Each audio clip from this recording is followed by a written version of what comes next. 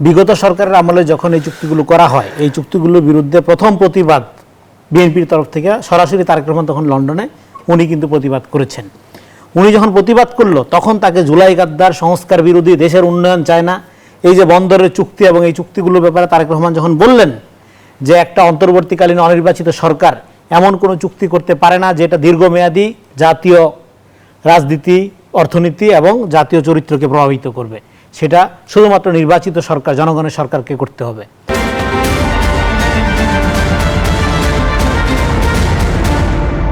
বাণিজ্যমন্ত্রী খন্দকার আব্দুল মোক্তাদির জানিয়েছেন, যুক্তরাষ্ট্র ও বাংলাদেশের মধ্যকার বিদ্যমান বাণিজ্য চুক্তিটি বর্তমান সরকার উত্তরাধিকার সূত্রে পেয়েছে। আর পররাষ্ট্রমন্ত্রী খলিলুর রহমান সমালোচকদের পরামর্শ দিয়েছেন অন্যান্য দেশের চুক্তির সাথে এটি তুলনা করে দেখতে। তবে এই চুক্তি নিয়ে দেশজুড়ে বইছে বিতর্কের ঝড়। এদিকে রাজনীতিতেও বাড়ছে উত্তাপ। দীর্ঘ ১.৫ দশক পর একটি নির্বাচিত সংসদের যাত্রা, যেখানে সরকার বলছে এটি সবচেয়ে প্রাণবন্ত ও অংশগ্রহণমূলক অধিবেশনগুলোর একটি, আর বিরোধীরা একে সরাসরি ব্যর্থ আখ্যা দিচ্ছে। বিতর্ক রয়েছে জুলাই সনদ, গণভোট, সংবিধান সংস্কার নিয়েও। ফলে মূল দ্বন্দ্ব দাঁড়িয়েছে গণতান্ত্রিক বৈধতার উৎস কোথায়, সংসদ নাকি গণভোট। মূলত এই প্রসঙ্গগুলো নিয়ে আমাদের আজকের আলোচনা। দর্শক, আমি ফারনাজ জুই, সবাইকে আমন্ত্রণ জানিয়ে শুরু করছি নিউজ 24 এর নিয়মিত আয়োজন জনতন্ত্র গণতন্ত্র। নিবেদন করছে RICL স্টিল।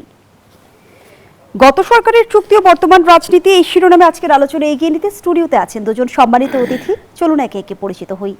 আছেন সরওয়ার তুষার, যুগ্ম আহ্বায়ক, জাতীয় নাগরিক পার্টি NCP। আরও আছেন রেজাউল করিম রনি, সাংবাদিক ও রাজনীতি বিশ্লেষক। দুজনকেই স্বাগত জানাচ্ছি আজকের আলোচনায়।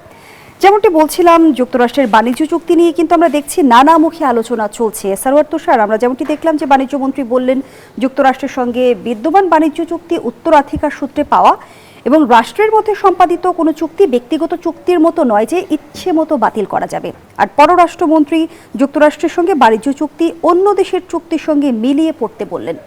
জানতে চাই যে অন্য দেশ বেশি শর্ত মেনেছে বলেই কি বাংলাদেশের 131টি শর্ত মেনে নেওয়া যৌক্তিক? আপনাকে ধন্যবাদ।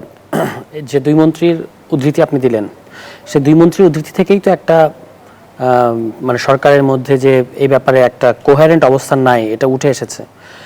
মানে বাণিজ্যমন্ত্রী এটা বলার চেষ্টা করছেন যে এটা তো তার সরকার করে নাই, তারা এটা উত্তরাধিকার সূত্রে পেয়েছে।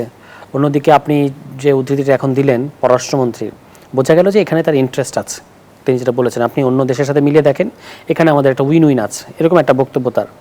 এবং এটা প্রায় রাজনৈতিক এবং মিডিয়া জগৎ সহ সংশ্লিষ্ট সচেতন মহলে এটা প্রতিষ্ঠিত যে গত সরকারের নিরাপত্তা উপদেষ্টা থাকাকালীন বর্তমান যিনি পররাষ্ট্রমন্ত্রী, তিনি আসলে ওই সরকারকে এই চুক্তির দিকে নিয়ে গিয়েছিলেন, এবং সেটা মাত্র নির্বাচনের মাত্র 3 দিন আগে। এবং পত্রপত্রিকাটা লেখালেখি হচ্ছে, অনেক সিপিডি সহ অনেক প্রতিষ্ঠান থেকে আপত্তি প্রকাশ করা হচ্ছে যে আমাদের অর্থনৈতিক সার্বভৌমত্ব, জ্বালানি সার্বভৌমত্ব এগুলো ঝুঁকির মধ্যে পড়ছে। এটা আমরা এনার্জি ক্রাইসিসের সময় দেখলাম যে যখন রাশিয়া থেকে আপনি কার কাছ থেকে তেল কিনবেন, বিশ্ববাজারে যেখান থেকে কিনলে আপনার সবচেয়ে বেশি লাভ হবে, সবচেয়ে কম খরচে সবচেয়ে দ্রুততম সময় আপনি পাবেন। কিন্তু এখন আপনাকে যদি আরেকটা দেশ, মার্কিন যুক্তরাষ্ট্রের কাছ থেকে অনুমতি নিয়ে এটা করতে হয়, তাহলে এটা বেশ একটা সমস্যাজনক। কিন্তু এই চুক্তির মধ্যে এরকম অনেকগুলো ধারা আছে, এবং এখানে বাংলাদেশ কি করবে সেটা যতবার বলা হয়েছে, আমেরিকা কি করবে এটা কিন্তু এই চুক্তির মধ্যে বলা হয়নি। এটা হচ্ছে এটা প্রধান একটা সমস্যা। এবং এখানে অবশ্যই বাংলাদেশ এই চুক্তিতে অধস্তন, মানে বাংলাদেশ এখানে প্রায় নিষ্ক্রিয়। তাহলে এই চুক্তির মধ্য দিয়ে কার স্বার্থ রক্ষা হচ্ছে? এখানে বাংলাদেশের জনগণের স্বার্থ রক্ষা হচ্ছে এরকম বলা যাবে না। এমনকি ওই সরকারের উপদেষ্টা ছিলেন ফরিদা আক্তার, তিনি কিন্তু এখন পত্রিকায় লিখে বলছেন যে কিভাবে এটা জিএমও বিরোধী সহ বাংলাদেশের স্বার্থ রক্ষা বিরোধী। সেটা তিনি যেমন বলেছেন, আরেক উপদেষ্টা সাখাওয়াত সাহেব তিনিও বলেছেন, অনেকেই কিন্তু, সবাই মুখ খোলা শুরু করেন নাই, কিন্তু অনেকেই বলা শুরু করেছেন। ফলে এটা যে আসলে তৎকালীন নিরাপত্তা উপদেষ্টা তার একটা বিশেষ অ্যাসাইনমেন্ট ছিল, এবং সেই অ্যাসাইনমেন্টের কারণেই তিনি ওই সরকারের অংশ হয়েছিলেন, এবং এই সরকারের অংশ, এটা কিন্তু দিবালোকের মতো পরিষ্কার, নেই, আর কোনো সন্দেহ থাকা উচিত না যে তিনি এটার মূল অনুঘটক। এবং কিন্তু এর দায় কি শুধুমাত্র নিরাপত্তা উপদেষ্টার উপর বর্তায় কিনা? অন্তর্বর্তীকালীন সরকারকে দায় আসলে কোনোভাবে প্রধান উপদেষ্টা, তৎকালীন প্রধান উপদেষ্টা ডক্টর ইউনূসকেও নিতে হবে যে তিনি কেন, যেটা বলা হচ্ছে যে জনগণের স্বার্থবিরোধী একটা চুক্তি, সেটা কেন তিনি করলেন, এবং কেন তিনি একজনের কথা শুনে এটা করবেন। এবং এখানে তিনিও কিন্তু মার্কিন ইন্টারেস্টটাই বেশি দেখেছেন। আমরা তাকে গণঅভ্যুত্থানের পরে কিন্তু অনেক লোকচুরিও দেখেছি সে সময়। রাইট, হ্যাঁ, সেটা নিয়ে মানে একটা নির্বাচনের 3 দিন আগে একটা চুক্তি হওয়া, এটা তো খুবই মানে আশ্চর্যজনক ব্যাপার। যেমন ধরেন এই সরকারের অধীনে ওই সরকারের অধীনে তো নির্বাচন হয়েছে নাকি, তো ওই সরকারটা কিন্তু শুধু স্রেফ, আমরাই বলেছি, অনেকবার বলেছি যে স্রেফ তত্ত্বাবধায়ক সরকার ছিল না, এটা 1.5 বছর মেয়াদি একটা সরকার ছিল, যার অনেকগুলো ম্যান্ডেটের মধ্যে সংস্কার বিচার ইত্যাদি করেছে। কিন্তু নির্বাচন যখন আপনি ঠিক করলেন যে 12ই ফেব্রুয়ারি, তার 3 মাস আগে থেকে এই সরকার কিন্তু তত্ত্বাবধায়ক সরকার হয়ে গেছিল। মানে আপনি জানেন যে তত্ত্বাবধায়ক সরকার একটা 3 মাস মেয়াদী সরকার, তত্ত্বাবধায়ক সরকার এসে কিন্তু দেশের কোনো গুরুতর নির্বাহী সিদ্ধান্ত নিতে পারে না। আপনি আগে যা রুটিন ওয়ার্ক করবে, তাহলে আপনি 3 দিন আগে কিভাবে এই চুক্তিটা করলেন? এটা তো জনগণের সাথে একটা বিশ্বাসঘাতকতা করা হয়েছে, এবং রাজনৈতিক দলগুলো যেটা নিয়ে মতামত দেবে বা দেবে না সেটারও সুযোগ রাখা হয় না। 3 দিন আগে নির্বাচনে আমরা ধরেন, আমি হয়তো খেয়াল করিনি, আমি একজন প্রায় প্রত্যেকটা ডেভেলপমেন্ট যে খেয়াল করা মানুষ রাজনীতিবিদ হিসেবে, আমি নির্বাচনে হয়তো আমি নিজের ইয়ানফসি অবস্থায় আছি। আপনি 3 দিন আগে একটা নির্বাচনের প্রার্থীর সাইকোলজি চিন্তা করে দেখেন, রাজনৈতিক দলগুলো সাইকোলজি চিন্তা করে দেখেন, তার মধ্যে আপনি হুট করে এই জিনিসটা প্রায় গোপনে নির্বাচনের 3 দিন আগে এই সময়টিকে বেছে নেওয়ার পেছনে বিশেষ কোনো উদ্দেশ্য রয়েছে? আমার মনে হয় আছে, অবশ্যই আছে, যেন এটা নিয়ে মানে আলোচনা যেন কম হয়। বলা না যায়। কিন্তু এখানে বাণিজ্য মন্ত্রী যে কথাটা বলেছেন যে চাইলেই একটা চুক্তি স্ক্র্যাপ করা যায় না, এটা সত্য, এটা ঠিক, এখানে ওনাকে দোষ দিয়ে লাভ হবে না। কিন্তু এই চুক্তির মধ্যে কিন্তু 60 দিনের মধ্যে এটা বাতিল করার একটা বা রিভিউ করার একটা ক্লজ আছে।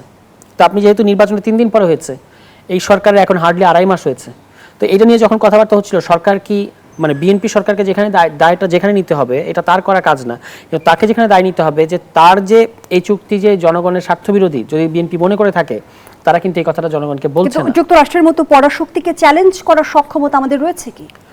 এটা আমার স্বার্থবিরোধী আমি এটা বলতে পারবো না, ডিপ্লোম্যাটিক ল্যাঙ্গুয়েজে বলতে হবে, ডিপ্লোম্যাটিক ল্যাঙ্গুয়েজে বলতে হবে। আপনি দেখবেন যে এই সরকারের পররাষ্ট্র নীতির একটা বিশেষ প্যাটার্ন লক্ষ্য করা যাচ্ছে।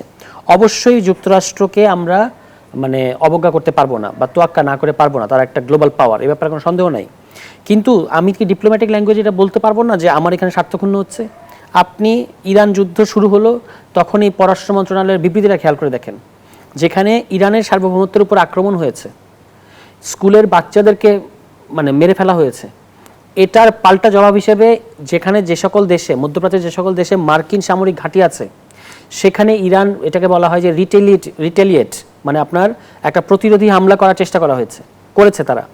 আপনি সেটাকে সমালোচনা করলেন, আপনি সেটার ব্যাপারে বললেন যে ওই সকল দেশের সার্বভৌমত্ব লঙ্ঘন করা হচ্ছে। কিন্তু ইরানের যে আপনার হামলা করে যে তার দেশের সর্বোচ্চ নেতাকে মেরে ফেলা হয়েছে, সেই কথাটা তো আপনি আপনার বিবৃতিতে নাই। এটা আপনি ডিপ্লোম্যাটিক ওই ব্যালেন্স রেখেই বলতে পারতেন যে উভয় পক্ষকে আমরা মনে করি যে কূটনৈতিকভাবে এটা সমাধান করা উচিত, যুদ্ধ কোনো সমাধান না, উভয় পক্ষকে আমরা সংযত আচরণ করতে বলবো এবং আপনারা একসাথে বসে টেবিলে নেগোসিয়েশন করেন। এই কথাটা কি বাংলাদেশ বলতে পারতো না? আপনার সংবিধানে কিন্তু বলা আছে আমরা যে কোনো জনগোষ্ঠী যখন নিপীড়নের মুখে পড়বে, যখন তারা মজলুম হবে বা তারা আক্রান্ত হবে, আমরা তাদের পক্ষ নেব। তো সরাসরি আপনি পক্ষ নিতে পারবেন না, আপনার সক্ষমতার ঘাটতি আছে, আমরা বুঝি। কিন্তু এখানে তো শহীদ প্রেসিডেন্ট জিয়াউর রহমান তো ইরান যুদ্ধের সময়, তার সময়ে তিনি তো ওই যুদ্ধের একটা মীমাংসা করা পর্যন্ত প্রজ্ঞা দেখাতে পেরেছিলেন। তাহলে এখন আপনি যদি সরাসরি অবস্থান নাও নিতে পারেন, আপনি উভয় পক্ষকে সংযত থাকতে বলেন অন্তত। কিন্তু যখন আপনি একপাক্ষিকভাবে বললেন, তখন তো বোঝা যায় যে আপনি আসলে মার্কিন যুক্তরাষ্ট্রের স্বার্থটা এখানে দেখছেন। এবং আমাদের যেমন তাদের সাথে স্বার্থ রাখতে হবে, কিন্তু সবার আগে কিন্তু আমাদের স্বার্থ। এই সরকার ঘোষণা দিয়ে এসে কি বলেছে? সবার আগে বাংলাদেশ। এখন তো দেখা যাচ্ছে সবার পরে বাংলাদেশ, মানে বাংলাদেশের স্বার্থই সবার পরে। এ কারণে বিএনপি সরকার ওই চুক্তিটা করে যায় না, এটা সত্য। কিন্তু বিএনপি সরকার কিন্তু এটা বলছে না যে এই চুক্তিটা আমার জনগণের স্বার্থবিরোধী, সুতরাং আমরা এটা রিভিউ করা উচিত। অন্তত এই কথাটা আপনি ডিপ্লোম্যাটিক ল্যাঙ্গুয়েজে বলতে পারেন। রেজাউল করিম রনি, সরকার বলছে বাংলাদেশ ফার্স্ট, সবার আগে বাংলাদেশ, কিন্তু এই বাণিজ্য চুক্তির মধ্য দিয়ে কি সবার পরে বাংলাদেশ আসছে, যেমনটি সারওয়ার তুষার তুলে ধরছিল? আর যে ডিপ্লোম্যাটিক ল্যাঙ্গুয়েজের কথা বলেছে, সেটি আসলে কেমন হওয়া উচিত? জি, ধন্যবাদ। যে যেখান থেকে দেখছেন, আমাদের শুনছেন, সবাইকে আমার সালাম এবং কৃতজ্ঞতা। দেখেন, বিগত সরকারের আমলে যখন এই চুক্তিগুলো করা হয়, এই চুক্তিগুলোর বিরুদ্ধে প্রথম প্রতিবাদ বিএনপির তরফ থেকে সরাসরি তারেক রহমান তখন লন্ডনে, উনি কিন্তু প্রতিবাদ করেছেন। উনি যখন প্রতিবাদ করলো, তখন তাকে জুলাই গাদ্দার, সংস্কার বিরোধী, দেশের উন্নয়ন চায় না, এই যে বন্দরের চুক্তি এবং এই চুক্তিগুলোর ব্যাপারে তারেক রহমান যখন বললেন যে একটা অন্তর্বর্তীকালীন অনির্বাচিত সরকার এমন কোনো চুক্তি করতে পারে না যেটা দীর্ঘমেয়াদী জাতীয় রাজনীতি, অর্থনীতি এবং জাতীয় চরিত্রকে প্রভাবিত করবে, সেটা শুধুমাত্র নির্বাচিত সরকার, জনগণের সরকারকে করতে হবে, তখন তার বিরুদ্ধে চতুর্মুখে কথাবার্তা বলা হয়েছে। সমস্ত বুদ্ধিজীবীরা লেখালেখি করছে, কথা বলছে। এবং আজকে দেখেন তার আশঙ্কায় সত্য প্রমাণিত হয়েছে। একটা চুক্তি যখন একটা দেশের সাথে করে, সেই চুক্তিতে অনেকগুলো বিষয় থাকে যেগুলো গোপনীয়তার শর্ত মেনেই করা হয়, এবং এই চুক্তির ক্ষেত্রে যেটা হয়েছে, বাংলাদেশের তরফ থেকে কিন্তু কোনো কিছু জানানোর সুযোগ নাই। যুক্তরাষ্ট্র যেগুলো আগে জানিয়েছে সেগুলো রিভিউ করে আমরা দেখছি আরে এখানে তো বাংলাদেশের স্বার্থ পরিপূর্ণভাবে লঙ্ঘন করা হয়েছে, বাংলাদেশ তো বেশিরভাগ জায়গায় ক্ষতিগ্রস্ত, বেশিরভাগ জায়গায় যুক্তরাষ্ট্র আগে গেছে। এটা কিন্তু আমরা বুঝতে পারছি যুক্তরাষ্ট্রের তরফ থেকে ডিসক্লোজ করার পরে, আমরা কিন্তু ডিসক্লোজ বাংলাদেশে তো বলা হচ্ছে নন ডিসক্লোজার। হ্যাঁ, সেটা চুক্তির শর্ত, এটা আপনি ভঙ্গ করতে পারবেন না, এভাবে কূটনীতি ফাংশন করে। তো ফলে সেদিক থেকে আপনি ধরেন এই চুক্তির পুরাপুরি সবকিছু ডিসক্লোজ করা বা সংসদে আলাপ করার সুযোগ এই চুক্তির আওতার মধ্যেই নাই। কিন্তু এই চুক্তিটা যখন করা হলো, তখন তৎকালীন অ্যাটর্নি জেনারেলকে দিয়ে, অ্যাটর্নি জেনারেল যেহেতু তখন সরকারের নিয়োগকারী প্রধান লিগ্যাল ব্যক্তি এবং রাষ্ট্র তার মক্কেল, সেই এখন যিনি আইনমন্ত্রী, তিনি এটা ডিফেন্ড করেছে, বলছে না অন্তর্বর্তীকালীন সরকার চাইলে সব করতে পারে, যেহেতু নির্বাহী ক্ষমতা তার আছে।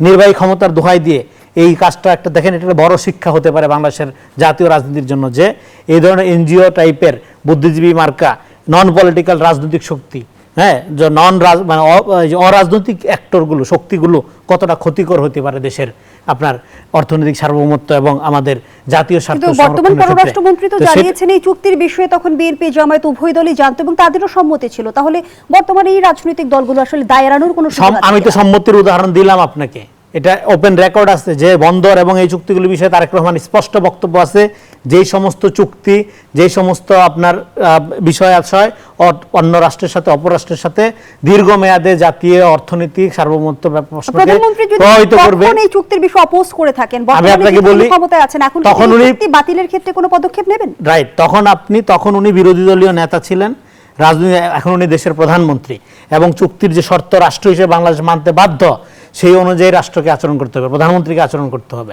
এবং এখানে আপনি কথা বলছেন একটা গ্লোবাল সুপার পাওয়ার নিয়ে, যেই সুপার পাওয়ারে ট্রাম্পের মতো একটা লোক বসে আছে যার সকাল বিকালের সিদ্ধান্ত এবং কথাবার্তার কোনো মিল নেই। এবং আপনি দেখছেন তো মাদুরোকে কীভাবে স্যাংদুলা করে তুলে নিয়ে আসছে। আমি বলছি না সেই কন্ডিশন বাংলাদেশের ক্ষেত্রে হবে। বাংলাদেশের স্বার্থ এখানে যেগুলোর ক্ষেত্রে লঙ্ঘিত হয়েছে, যেগুলো স্পষ্ট দেখা যাচ্ছে, সেই স্বার্থগুলো নিয়ে সবগুলো কি বাংলাদেশ এখন ইমপ্লিমেন্ট করছে? নো। যে রিভিউর কথা বলা হলে এখানে রিভিউতে যাওয়া হচ্ছে, যেগুলো ব্যাপারে কোনো রিভিউর সুযোগ নাই সেগুলো বাস্তবায়নের দিকে যাচ্ছে। কিন্তু সেটা যেভাবে চুক্তি হয়েছে, সরকার কি সেই স্কেলে বাস্তবায়ন, সরকার এটা কমায় আনছে। যেমন এই যে বোয়িং কেনার ক্ষেত্রে যে পরিমাণ কেনার কথা ছিল, সরকার কিন্তু সেই পরিমাণ কিনে নাই, অনেক কম কিনছে। তো এবং বাকি যে চুক্তিগুলো, সেগুলোটা যতটা রিলে করা যায়, যতটা রিভিউর মধ্যে আনা যায়, সেই প্রসেসের মধ্যে সরকার রাখছে। এখন তারপরে ইরানের এক যুদ্ধের কথা আসলো, সংসদের প্রথম দিকের অধিবেশনে কিন্তু আয়াতুল্লাহ খোমেনিকে হত্যার জন্য সংসদের যাদের প্রতি শোক প্রস্তাব করা হয়েছিল, শোক জানানো হয়েছিল, সেখানে বেগম খালেদা জিয়া, আয়াতুল্লাহ খোমেনি এবং আরও যারা নিহত হয়েছেন সাম্প্রতিক সময়, তাদের সবার ব্যাপারেই শোক প্রস্তাবের কথা উঠেছিল। একদম যে অ্যাড্রেস করা হয়নি, হ্যাঁ, নেতাকে মেরে ফেলেছে, এই ইনফরমেশনটা সঠিক না। সংসদে আয়াতুল্লাহ খোমেনির ব্যাপারে কথা হয়েছে, শোক জানানো হয়েছে। কিন্তু আমরা যদি চুক্তির প্রসঙ্গে আসি, রেজল করিম রনি, এই চুক্তি আসলে সমতা কিভাবে নিশ্চিত করবে? সমতা তো নিশ্চিত করার প্রশ্ন আসতেছে কেন? এটা অসম চুক্তি বলাই হচ্ছে, এবং বাংলাদেশকে মানতে হচ্ছে 131টি শর্ত। এখন এখানে আপনাদের পররাষ্ট্রমন্ত্রী যেটা বললেন, এই চুক্তিটার একটা ব্যাকগ্রাউন্ড আবার বুঝতে হবে। বাণিজ্য মন্ত্রী তো আজ বলেছে যে এই চুক্তি উভয় পক্ষের স্বার্থ রক্ষা করে এবং ভারসাম্যপূর্ণ। এখন এটা ভারসাম্যপূর্ণ, সেটা কোন দিক থেকে ভারসাম্যপূর্ণ? এটা তো আপনি উত্তরাধিকার সূত্রে, কেন বাণিজ্য মন্ত্রী এটা বলে না, এটা উত্তরাধিকার সূত্রে পেয়েছে, এবং সেই আলোচনা তো আমরা করলাম। প্রশ্নটা হলো এই চুক্তিগুলোর একটা ব্যাকগ্রাউন্ড আছে। এই চুক্তিগুলো আসলে গ্লোবালি আমেরিকা করছে। এটা হলো ট্রাম্পের নতুন যে অর্থনীতি পলিসি, সেই পলিসির খাতিরে বা সেই পলিসি অনুযায়ী এটা গ্লোবালি প্রত্যেকটা রাষ্ট্রের ক্ষেত্রে সেই চুক্তিগুলো করেছে। কিন্তু এই চুক্তি কি তাহলে হেজিমনির একটি অংশ? হ্যাঁ, এটা হলো আমেরিকান ডমিনেন্সি, এটা একটা সংকটের মধ্যে পড়ছে, এবং সেই ডমিনেন্সিটাকে রিভাইভ করা, হ্যাঁ, আপনার এটাকে পুনরুত্থান করা বা পুনর্জীবিত করা, এটা সঞ্জীবনী শক্তি ফেরানোর জন্য ট্রাম্পের একটা উদ্যোগ, এটা গ্লোবালি। ইভেন হ্যাঁ, ডেফিনেটলি এই চুক্তির ক্ষেত্রে বাংলাদেশ ভারতের চেয়ে অনেক ভালো অবস্থায় আছে, অন্য অনেক দেশের চেয়ে অনেক ভালো অবস্থায় আছে, আবার অনেক দেশের চেয়ে একটু খারাপ অবস্থায় আছে, সেই সংখ্যাটা খুবই কম। তো সেই যে কথাটা বলেছে এখানে, এই চুক্তিটার ব্যাকগ্রাউন্ডের ক্ষেত্রে এটা যুক্তরাষ্ট্রের পলিসিগত একটা ব্যাপার, যার এফেক্ট এটা ধরেন এই ইরান যুদ্ধের মতো যেরকম গ্লোবাল ইফেক্ট করছে, এটা যুক্তরাষ্ট্রের সাথে যাদেরই বাণিজ্য সম্পর্ক আছে প্রত্যেকের ব্যাপারে এটা ইফেক্ট করছে।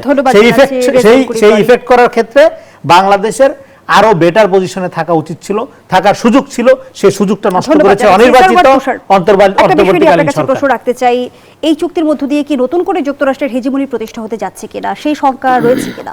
দেখেন, এটা একটা জিনিস আমাদের দেশে আলোচনা হচ্ছে না, সেটা হলো যে মার্কিন যুক্তরাষ্ট্রের সুপ্রিম কোর্ট, সেখানে আপনি জানেন যে ওদের দেশের কোর্ট কিন্তু ক্যাঙ্গারু কোর্ট না, যথেষ্ট পরিমাণ স্বায়ত্তশাসন এবং প্রাতিষ্ঠানিক স্বাধীনতা তাদের আছে, তারা সরকারের বিরুদ্ধে স্ট্যান্ড নিতে পারে। সেই মার্কিন যুক্তরাষ্ট্রের সুপ্রিম কোর্ট কিন্তু এই ডিলটাকে স্ট্রাক ডাউন করেছে এবং সেই অনুযায়ী ফলো আপ হিসেবে মালয়েশিয়া এই ডিল থেকে বের হয়ে এসছে।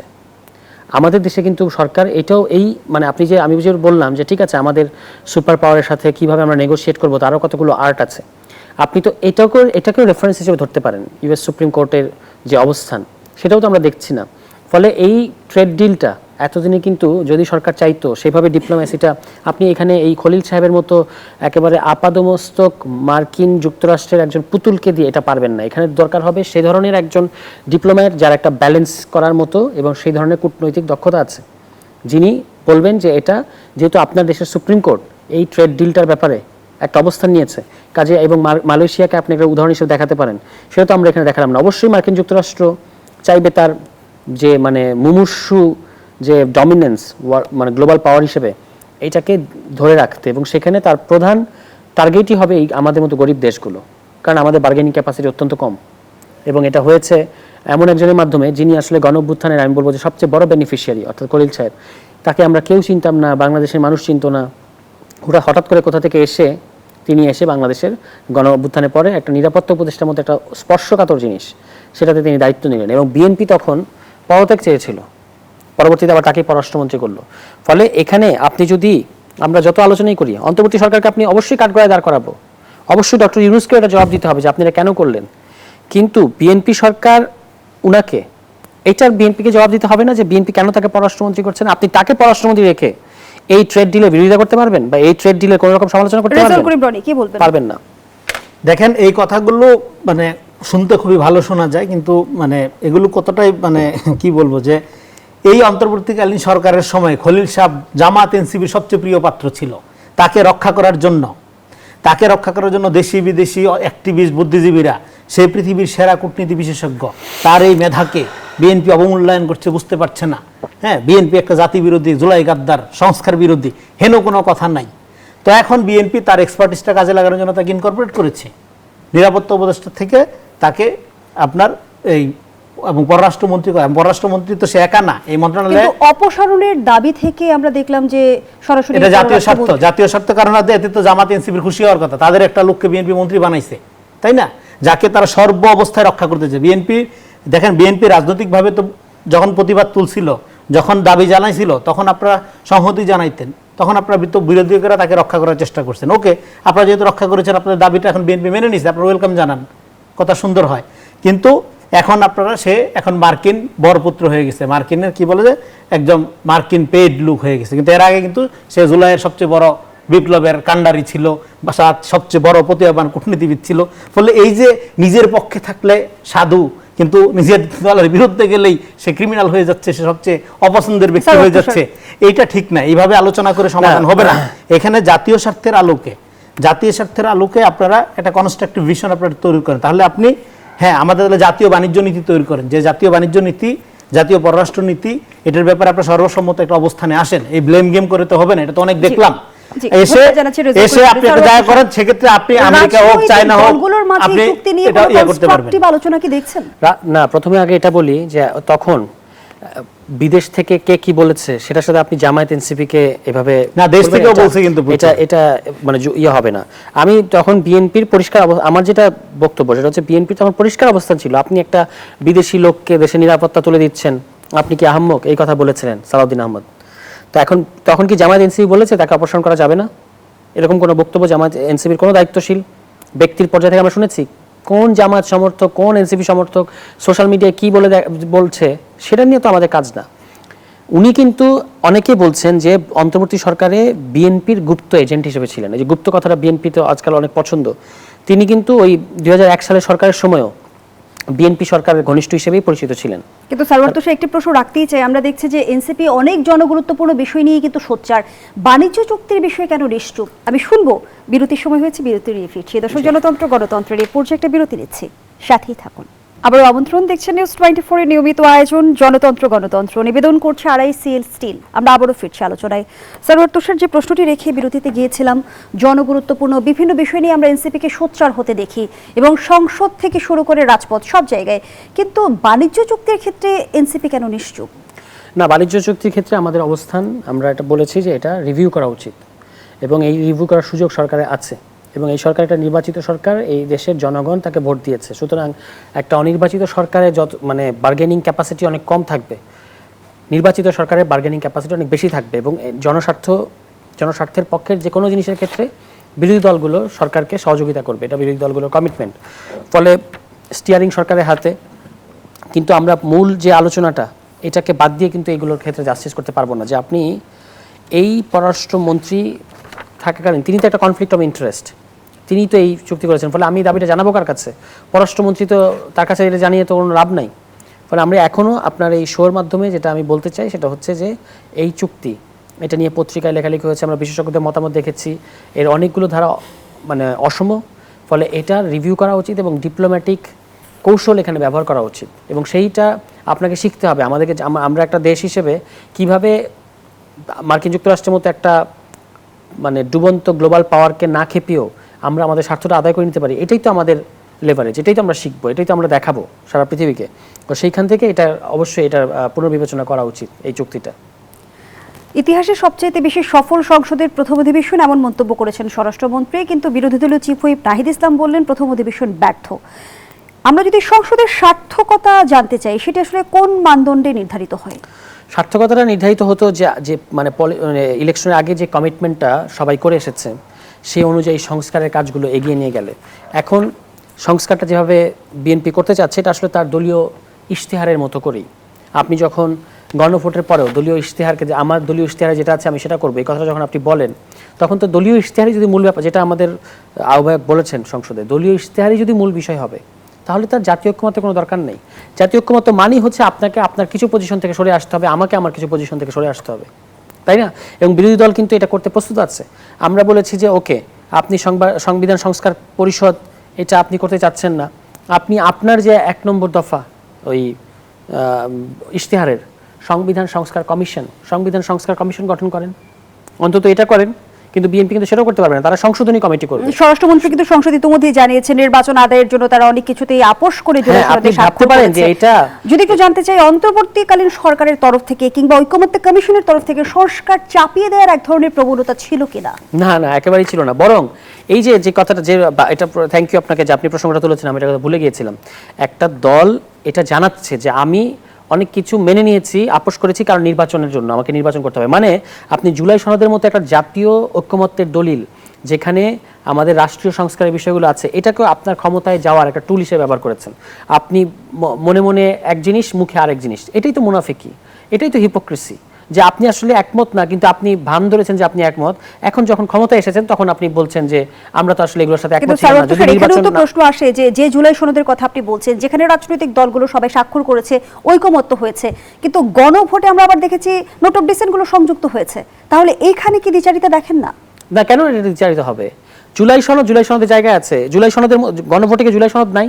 গণভোটের 3টা প্রশ্নের মধ্যে জুলাই সনদ আছে, সেখানে বলা আছে যে এটা জুলাই সনদে যেভাবে বর্ণনা করা আছে সেভাবে হবে। তো যখনই 1 নম্বর প্রশ্নের ক্ষেত্রে আপনি বললেন গণভোটে যে এইটা জুলাই সনদ অনুযায়ী হবে, তার মানে জুলাই সনদে যদি আপনার নোট অফ ডিসেন্ট থাকে সেটা অ্যাকসেপ্ট হবে, এটা তো নিয়ে কেউ দ্বিমত করছে না। কিন্তু গণভোটের উপরে তো নোট অফ ডিসেন্ট প্রাধান্য পাবে না। গণভোট মানে পিপলের ম্যান্ডেট। এটা তো সালাউদ্দিন আহমদ বলেছেন কমিশনের ভিতরে, যে আমরা সমস্ত রাজনৈতিক দল একটা ব্যাপারে একমত হলেও সবাই মিলে পুরো জনগণকে প্রতিনিধিত্ব করি না, কিছু জনগণের বাইরে থাকে, কাজে গণভোট করা হোক। গণভোট যখন হয়ে গেছে, সেই গণভোটের উপরে কোনো কিছু নাই, আপনার দলীয় মতামত গণভোটের উপর প্রাধান্য পাবে না। কিন্তু আপনি যেটা বললেন স্বরাষ্ট্রমন্ত্রী, যে আমরা অনেক কিছু মানতে বাধ্য হয়েছি, অনেক কিছু আমরা বাধ্য হয়েছি, আমরা অনেক কিছু মেনে নিয়েছি, আপোষ করেছি যদি নির্বাচন না দেয়, এবং এই কথাটা পুরো ট্রেজারি বেঞ্চ টেবিল চাপড়ে সমর্থন করলেন, এটা খুবই দুঃখজনক এবং আমি খুবই হতবাক হয়েছে বিএনপির এই পলিটিক্যাল স্ট্যান্ড। ধন্যবাদ জানাচ্ছি রেজাউল করিম রনি। গণভোটের মধ্য দিয়ে নোট অফ ডিসেন্ট কি খারিজ হয়ে গেছে? দেখেন, এগুলো নিয়ে বহু আলাপ করছি আজকে অন্য জায়গা থেকে আগে। দেখেন, এই যে আমাদের পররাষ্ট্রমন্ত্রী খলিলুর রহমানকে নিয়ে আলাপ হচ্ছিল, এখানে সারওয়ার তুষার বলল যে কোন বিদেশ থেকে কে কি বললো এটা কিছু আসে যায় না, কোনো গুরুত্বপূর্ণ নেতা এটা পজিশন নেয় ওনার পক্ষে। নো, মুজিবুর রহমান মঞ্জু, ব্যারিস্টার ফুয়াদ, ওনাদেরকে নিশ্চয়ই ভুইফোন নেতা বলবেন না। হ্যাঁ, তারা এই খলিলুর রহমান সাহেবের পক্ষে অবস্থান নিয়েছে, তার প্রতিবার প্রশংসা করেছে। বিএনপির যখন তার বিরোধিতা করছিল তখন তারা বিএনপির বিরোধিতা করেছিল খলিলুর রহমান সাহেবের পক্ষ নিয়ে। ফলে এটা শুধুমাত্র বিদেশ থেকে যারা থাকে অ্যাক্টিভিজম করে অনলাইনে তারা খলিলুর রহমানকে শ্রেষ্ঠ প্রতিভা আকারে আখ্যায়িত করছে তা না। দেশের যারা রাজনীতিবিদ, গুরুত্বপূর্ণ রাজনীতিবিদ, এখন জোটের তো একটা দলের প্রধান, হ্যাঁ, তারা এটা করেছে। ফলে এটা তথ্য হিসেবে সঠিক না। আরেকটা হলো 2001 থেকে 6 সাল পর্যন্ত উনি যদি বিএনপি সরকারের সময় দায়িত্ব পালন করে থাকেন, তারপরে আর সে গুপ্ত হয় কিভাবে? সে তো প্রকাশ্যই জানা কথাই। হ্যাঁ, আর বিএনপি একটা ইনক্লুসিভ পলিটিক্যাল পার্টি হিসেবে এর সাথে গুপ্তভাবে যুক্ত থাকার কোনো সুযোগ নেই। হ্যাঁ, প্রকাশ্যভাবেই থাকা যায়। কিন্তু ত্রয়োদশ সংসদের প্রথম অধিবেশন নিয়ে বিতর্ক কেন? অ্যাক্টিভিজমে থাকা। জি, ত্রয়োদশ সংসদের প্রথম অধিবেশন নিয়ে বিতর্ক কেন? হ্যাঁ, এখন আচ্ছা, তারপরে আসেন আপনার এই যে দেখেন এখানে সংস্কার, নির্বাচন এবং এই জুলাই সনদ এবং আপনার গণতান্ত্রিক উত্তরণ, এগুলোকে শুরু থেকে এগুলোকে একটা কনস্পিরেসির মধ্যে নিয়ে যাওয়া হয়েছে এবং ডিপ স্টেটের এজেন্ডাগুলোর মধ্যে ঢুকে গিয়েছে। বিএনপি সালাউদ্দিন সাহেব যেটা বলেছে আমরা মেনে নিতে বাধ্য হয়েছি, এরকম কোনো কথা উনি বলেন নাই। উনি বলছে আমরা নির্বাচনের স্বার্থে, গণতান্ত্রিক উত্তরণের স্বার্থে আমরা মেনে নিয়েছি। কোনটা মেনে নিয়েছি? জনগণকে যেভাবে বলা হয়েছে, আমরা যে জুলাই সনদটা এই সংসদের দক্ষিণ প্লাজায় টিপ টিপ বৃষ্টিতে স্বাক্ষর করেছি, সেইটার গণভোটে রাজি হয়েছি, সেইটার ম্যান্ডেট অক্ষরে অক্ষরে পালন করবে, সে কথা এখনও বলতেছে। সমস্যা কোথায়? এবং সেখানে যেগুলোতে নোট অফ ডিসেন্ট আছে সেগুলোতে এই সংসদ রহিত করে রাখছে, আরও অধিক যাচাই বাছাই করে তারপরে আইন করা হবে। সো বিএনপির পুরো আচরণের মধ্যে একটা কনসিস্টেন্সি আছে। কিন্তু আপনারা মনে করছেন যে এই যে অধ্যাদেশ মানে কি? স্বল্প সময়ের জন্য আইন। অধ্যাদেশকে আপনারা মনে করতেছেন এটা একটা নির্বাচিত পার্লামেন্ট মানতে বাধ্য। এটা একটা অগণতান্ত্রিক আচরণ। কিন্তু গণভোটে যে জনগণ রায় দিয়েছে, তো সে জনগণ রায় দিয়েছে, এই রায় তো জনগণ বিএনপি চেয়েছে, হাবোর্ড বিএনপি চেয়েছে। তো সমস্যা কি? এই যেই সনদে স্বাক্ষর করেছি তার জন্য আমরা হাবোর্ড চেয়েছি। বিএনপি যখন হ্যাঁ ভোট চেয়েছে তখন কি গণভোটের প্রশ্ন দেখেনি? নোটিফিকেশনগুলো দেখেনি? গণভোটের প্রশ্নের মধ্যে তো এটা ছিল যে নির্বাচিত রাজনৈতিক দল তারা যেই মতো স্বাক্ষর করেছে সেই অনুযায়ী বাস্তবায়ন করবে, ছিলই তো। না দেখার কি আছে? তো সেই মতো বাস্তবায়ন করবে। সেখানে নোট অফ ডিসেন্ট সহ স্বাক্ষরিত হয়েছে। নির্বাচনের আগে গণভোটে জুলাই সনদে দেখেন, জুলাই সনদের যেটা স্বাক্ষর হয়েছে যেখানে নোট অফ ডিসেন্ট আছে সেই ক্লজগুলোতে আপনি দেখেন প্রত্যেক জায়গায় ফার্স্ট ব্র্যাকেটে লেখা আছে। কিন্তু নির্বাচনের আগে গণভোটে বিএনপির রাজনৈতিক কৌশলের অংশ ছিল কিনা? গণভোটের হ্যাঁ প্রশ্ন নিয়ে বিতর্ক ছিল, শুধু বিএনপি না। অনেকে বলছে এইভাবে 4টা ক্লজ দিয়ে প্রশ্ন অপরিচ্ছন্ন। এটা জনগণও কনফিউজ ছিল, কারণ আপনি হ্যাঁ না বলতেছেন আবার 4টা প্রশ্ন দিচ্ছেন, এটা তো মানুষকে বিভ্রান্ত করেছে। সেটা তো টেকনিক্যাল সমস্যা, সেই অন্তর্বর্তীকালীন টেকনিক্যাল সমস্যা, অন্তর্বর্তীকালীন সরকারের সমস্যা। এবং তারা একটা অধ্যাদেশ যেটা জারি করেছে সেটার প্রতিবাদ আমি তখনই করেছিলাম যে অধ্যাদেশ গোজামিল দেওয়া, এটা পরিষ্কার না। সেই অন্তর্বর্তীকালীন সরকারের সমস্যাটা আপনি কেন বিএনপির ঘাড়ে চাপাচ্ছেন? হ্যাঁ, বিএনপি এখন এটা নিয়ে প্রবল আন্দোলন গড়ে তুলতে পারতো, প্রবল প্রতিবাদ। না, বিএনপি নির্বাচন দরকার জনগণের স্বার্থে, দেশের সাথে। কারণ মব কালচারে একটা অস্থিতিশীলতার মধ্যে দেশকে অন্যদিকে নিয়ে যাচ্ছিল। আজকে দেখেন সেই অস্থিতিশীলতার জোয়ারে আজকে একটা হিন্দুত্ববাদী ফ্যানাটিক শক্তি পাশের দেশে ক্ষমতায় চলে আসছে এবং তারা ক্ষমতায় আসার ক্ষেত্রে প্রধান অস্ত্র হিসেবে ব্যবহার করেছে বাংলাদেশ ঘৃণা। এবং সেটা কেন? এখানে একটা ডানপন্থা, উগ্রপন্থার উত্থান হচ্ছে। ফলে ভীষণ বেঙ্গল সফল করার জন্য যে প্রচেষ্টা নরেন্দ্র মোদী দীর্ঘদিন যাবৎ চালাচ্ছিল সেটা ছলে বলে কৌশলে আজকে হাসিল করে নিচ্ছে। এবং সেখানে নির্বাচনে যাওয়ার পরেই মুসলমানদের বাড়িতে আজকে আক্রমণ হচ্ছে। আজকে ওইখানকার মাইনরিটির অবস্থা দেখেন আপনি। ফলে এই যে এই ধরনের রাইট উইং পলিটিক্স, অনুভূতির রাজনীতি আজকে কত বড় বিপদ ডেকে আনে সেটা একটা জ্বলন্ত উদাহরণ আজকে কিন্তু আমরা পশ্চিমবঙ্গে দেখে ফেলছি। ফলে আমরা যে সতর্কতা বারবার করছিলাম যে এখানে ডেমোক্রেটিক ভ্যালুসগুলোকে মেইনস্ট্রিম করতে হবে, পারসেপশন ক্রিয়েশনের রাজনীতি থেকে বের হয়ে জনগণের মধ্যে যাইতে হবে। এবং যার যার কর্মসূচি নিয়ে আপনারা যান, বিএনপি কর্মসূচি নিয়ে গিয়েছে, বিএনপিকে মানুষ ম্যান্ডেট দিয়েছে এবং সেই ম্যান্ডেটের আলোকে বিএনপি তার নির্বাচনী ইস্তেহার প্রণয়ন করেছে। এবং সেগুলো যদি সে বাস্তবায়ন করতে ব্যর্থ হয়, জনগণ মুখ ফিরায় নেবে, তাকে জবাব দিবে না। কিন্তু এটা নিয়ে আপনার রাজনীতি যদি হয়, এবং আরেকটা জিনিস দেখেন, অন্তর্বর্তীকালীন সরকার এখন রাজনীতি হচ্ছে, তাহলে শুরু থেকেই হচ্ছে, এখন কেন? আপনার অন্তর্বর্তীকালীন সরকারের আমলে 18 মাস আপনি যে শাসন কাঠামো প্রয়োজন, এই অন্তর্বর্তীকালীন সরকারের আমলে যে অধ্যাদেশগুলো 133 এগুলি কেন করা হয়েছিল? সেই সময়ের শাসন কাঠামোটা ঠিকমতো চালানোর জন্য, রাষ্ট্র পরিচালনা করার স্বার্থে, যেহেতু এটা একটা বিশেষ পরিস্থিতির সরকার ছিল। তাহলে 18 মাসে তারা সরকার চালানোর মধ্য দিয়ে অনেকগুলো আইনের প্র্যাকটিস তারা করেছে। করার পরেও মানুষ তো নির্বাচনের জন্য পারলে আরেকটু হলে আন্দোলনে চলে যেত। তার মানে সেই সরকারের মধ্যে বাকিগুলো যদি পূর্ণাঙ্গভাবে বাস্তবায়ন হইতো, সেই সরকারের শাসন কাঠামোর মধ্যে বাংলাদেশ কোন দিকে যাচ্ছিল তার একটা নিশানা কিন্তু আমরা 18 মাসে দেখছি। ফলে একটা বিশেষজ্ঞ নির্ভর বুদ্ধিজীবী নির্ভর একটা সংস্কার প্রস্তাবনাই বাংলাদেশকে একটা কল্যাণের দিকে নিয়ে যাবে তার কোনো গ্যারান্টি নেই। কারণ কৃষি প্রধান বাংলাদেশ, কৃষকের ভাগ্যের উন্নয়ন না হলে দেশের উন্নয়ন হবে না, এটা একটা দুধের শিশুও বুঝে। কিন্তু তারা কৃষি সংস্কার কমিশনই করে নেই। তাহলে এই সংস্কারের উপর আপনি আস্থা রাখেন কিভাবে? এখন এই সংস্কারের উপর আস্থা না রাখলে জুলাই গাদ্দার, জুলাই বিরোধী, জনগণের সাথে প্রতারণা, এগুলি পলিটিক্যাল রেটোরিক্স। ডেফিনেটলি বাংলাদেশের পুনর্গঠন লাগবে। সেই পুনর্গঠনটা কিভাবে হবে? সেই পুনর্গঠনের প্রক্রিয়াটা হবে পলিটিক্যাল।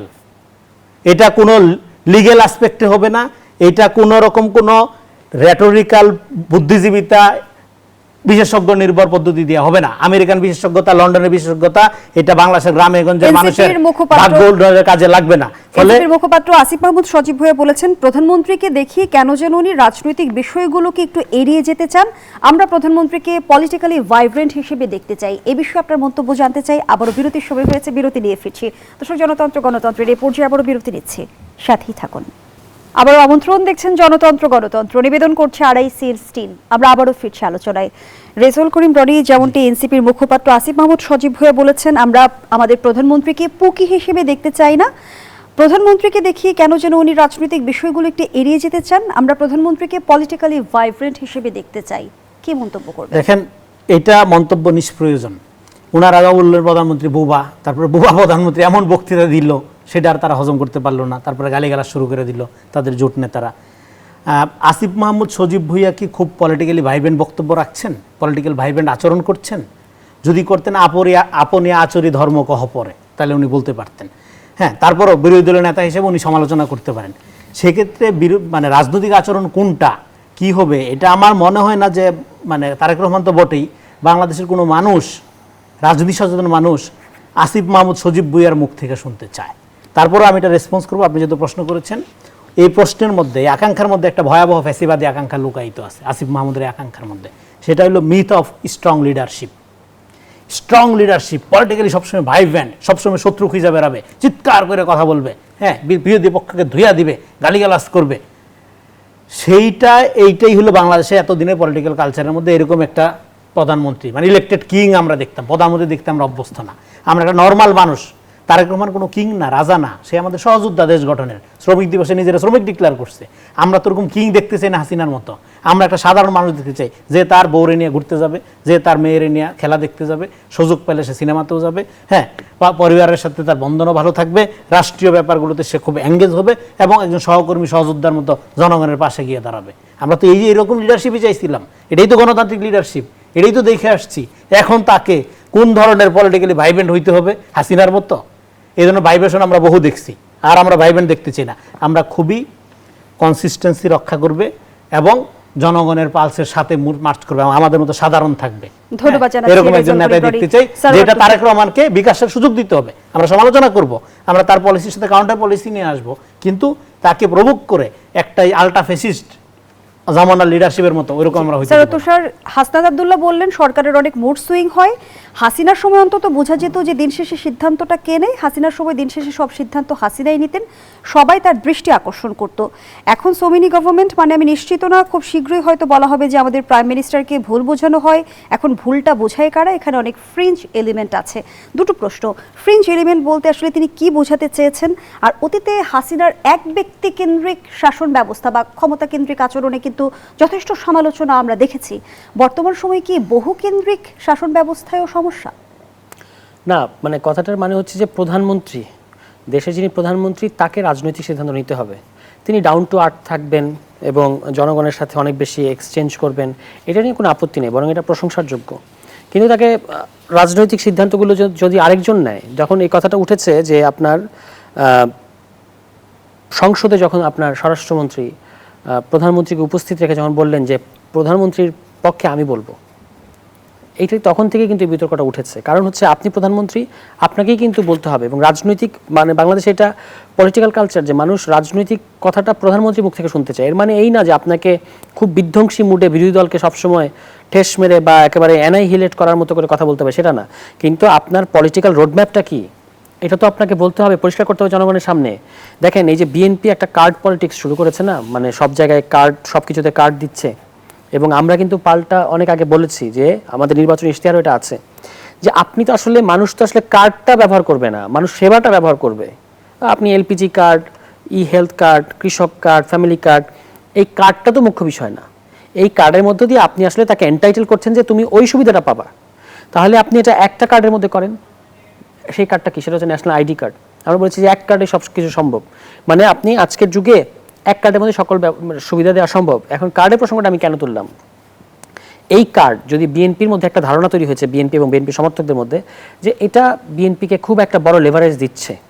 কিন্তু আপনি দেখেছেন যে আইএমএফ থেকে পর্যন্ত এই কার্ডের ব্যাপারে প্রশ্ন উঠেছে, এক। দ্বিতীয়ত হচ্ছে পশ্চিমবাংলার এই নির্বাচনে তৃণমূলের পরিণতি থেকে আমাদের শিখতে হবে যে কার্ডের রাজনীতি কিন্তু মমতাকে মানে বাঁচাতে পারে নাই।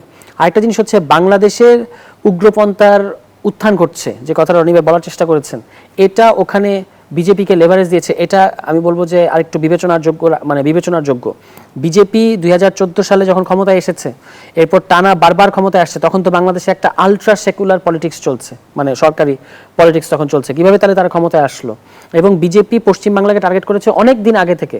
নকশালবাড়ি আন্দোলনের পতনের পর থেকেই তারা ওখানে গোপনে কাজ শুরু করেছে অনেক দিন ধরে, এবং সেটারই আজকে তারা যেমন আরএসএস গঠন করেছিল 1922 সালে এবং ক্ষমতায় এসেছে 2014 সালে বা 1998 সালে একবার। একইভাবে নকশালবাড়ি আন্দোলনের পরে সেখানে যে বামপন্থার পতন, সেখান থেকে কিন্তু ওই বাম রাজ্য থেকেই কিন্তু রাম রাজ্যটা আজকে আসছে। বিশেষ প্রশ্নটি দুজনের কাছে মানে রাখতে এটা চাই একটু এবং- পয়েন্টটা শেষ করে আমি যে কারণে বললাম যে ফলে এটাই কিন্তু ভারতীয় ন্যারেটিভ যে তোমাদের এখানে উগ্রপন্থা তৈরি হচ্ছে, এ কারণে আমাদের এখানে বিজেপি জাস্টিফাইড, আমরা ওই পথে যেতে পারি না। শেষ মানে সেটা প্রশ্নটা বলাটা আমি ঠিক হবে রাখছি, না। দুজনের কাছে দু লাইন করে মন্তব্য নিব। আওয়ামী লীগকে রাজনীতিতে ফিরিয়ে আনার দরজা খোলা হচ্ছে এমন অভিযোগ করেছেন নাহিদ ইসলাম। 72-এর সংবিধানের ধারাবাহিকতা রক্ষার নামে আওয়ামী লীগের আদর্শ এবং রাজনীতিকে পুনরায় ফিরিয়ে আনার সুযোগ রাখা হচ্ছে। জানতে চাই 72-এর সংবিধানের সাথে আসলে আওয়ামী লীগের ফিরে আসার যোগসূত্রটা আসলে কি? 72-এর সংবিধানটা তো আওয়ামী লীগের, আমি এটা আগে একবার বলেছিলাম যে বিএনপি ধরেন যদি এটা খেলার সাথে তুলনা করেন, তাহলে প্রত্যেকটা খেলা একটা নিয়ম থাকে এবং একটা মাঠ থাকে। তো 72 সংবিধানের নিয়ম এবং মাঠটা হচ্ছে আওয়ামী লীগের জন্য তৈরি করা, এটা বিএনপি কিংবা অন্য কোনো দলের জন্য তৈরি করা না। এবং এই কারণেই তো আমাদের শহীদ প্রেসিডেন্ট জিয়াউর রহমান এই সংবিধানের মেজর প্যারাডাইমটাই বদলে দিয়েছেন। আপনি একটা সংবিধানের মূলনীতি যখন পরিবর্তন করেন, তখন আর কিছু পরিবর্তন করা বাকি থাকে না, সেটা তো তিনি প্যারাডাইম করেছিলেন। পরিবর্তনের পরে তাহলে সেটি কি আর আওয়ামী লীগের সংবিধান রয়েছে? না, কিন্তু সেইটা তো আবার উনি সংশোধনী করে ওই সংবিধানের ভিতরে ঢোকানোর কারণে এটা বাতিল হয়েছে, পঞ্চম সংশোধনী বাতিল হয়েছে।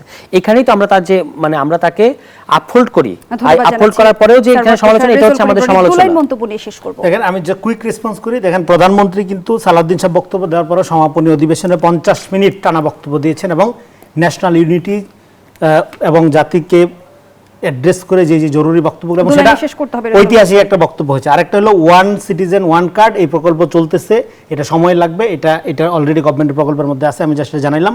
আরেকটা হলো মিশন বেঙ্গল, এই নামে বই আছে, এটা অনেক দিনের রাজনীতিতে ফিরে এলে দরজা খোলার বিষয় যদি অনেক একটা দিনের বক্তব্য প্রয়োজন, এবং করতে চান। আগের আওয়ামী ফ্যাসিবাদরা বিজেপিকে সহযোগিতা করছে, ফলে বিজেপির সাথে ফ্যাসিবাদের সম্পর্ক পুরানা আরএসএস টারএসএস। ফলে এখনকার যেহেতু ডেমোক্রেটিক বাংলাদেশ, সেখানে একটা আলট্রা ফ্যাসিজম, এখানকার আপনার পশ্চিমবঙ্গে ফ্যাসিবাদকে সহযোগিতা করে। অসংখ্য ধন্যবাদ জানাচ্ছি। দর্শক, এখানেই শেষ করছি জনতন্ত্র গণতন্ত্রের আজকের আয়োজন। ধন্যবাদ এতক্ষণ আমাদের সাথে থাকার জন্য।